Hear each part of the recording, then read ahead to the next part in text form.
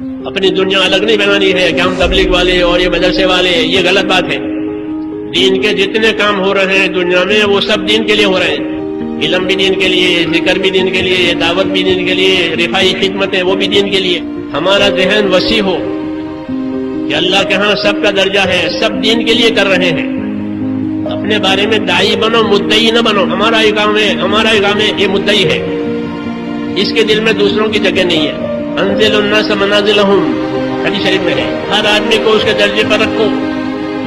وہ بھی ایک کام اللہ کے لیے کر رہے ہیں، ہم بھی اللہ کے لیے کر رہے ہیں۔ یہ سب حق ہے، حق میں تناؤ نہیں ہوتا، حق میں تعاون ہوتا ہے۔